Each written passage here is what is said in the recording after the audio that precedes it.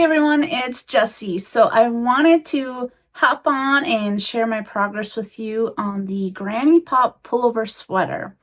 The sweater is by Michelle over at MJ's Off the Hook Designs. I absolutely love her sweaters. Let me show you what that looks like in case you didn't see my last video on it. Here's a Granny Pop Pullover. This is what the sweater looks like. It is a skill level of intermediate is what she has on here. Now, if you saw my video, my last video on this sweater, I was not liking how the sweater was turning out. So when I was crocheting the body of the sweater, I was crocheting in a continuous round, but every time you would join to get to a new round, it was creating like a diagonal seam that was quite visible to me anyway, and I did not like it. And I had gotten down to my waist with it, and I decided to frog the entire thing. Here, let me show you the sweater. So I ended up frogging it all the way up to here and redoing how I would, instead of doing a continuous round, I decided to just right underneath one of the arms, do a chain one and then turn and go the other direction. So I would turn every round. And I wasn't quite liking that either because I didn't have the same kind of look where, you know, the color changed more often. It was more like a bigger area of blue and creams and da-da-da. So I wasn't liking that because I like this look more. So I had crocheted that way for a while, and then I ended up frogging it again. I'm like, oh my gosh, I need to get this how I like it. So I went to MJ's Off the Hook Designs Facebook community group, and I just did a search for, like, I can't remember if it was a Granny Pop seam or something, to see if anyone else had the same issue. And there was somebody on there that suggested a different way to still crochet in a continuous round, but she did it in a way where that seam did not end up going diagonal across the top. It just stayed right underneath the arms. So that was just fantastic. I'm loving it so much more now. So let me show you the progress. So here it is. I've done the bottom band.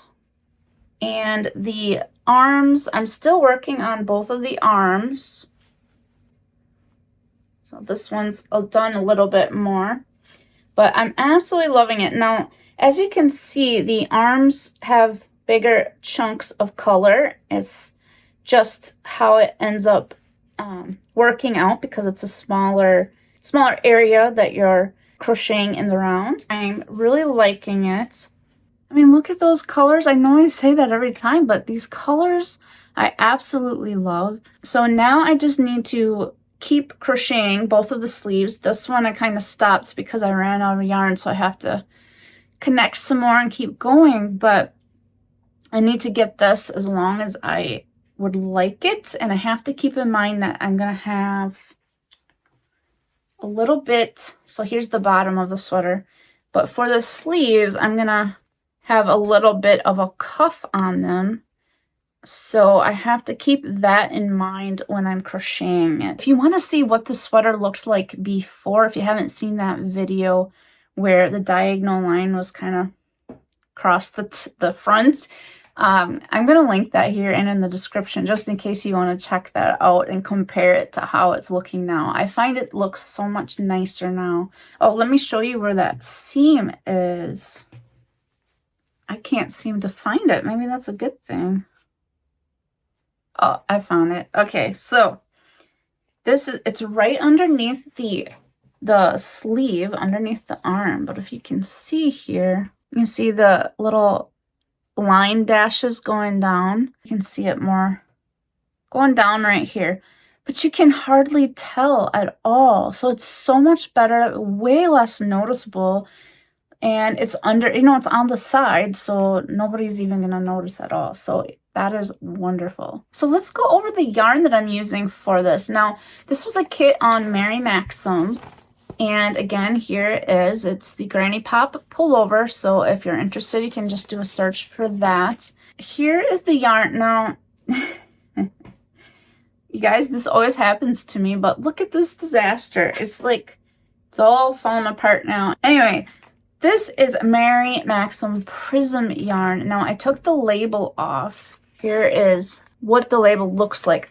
However, for this particular one, I threw out all the labels. I don't know why. So this was a label from my previous sweater using Mary Maxim, but it looks exactly like this, same specs and everything, just a different color. I believe the name of this colorway was Water's Edge.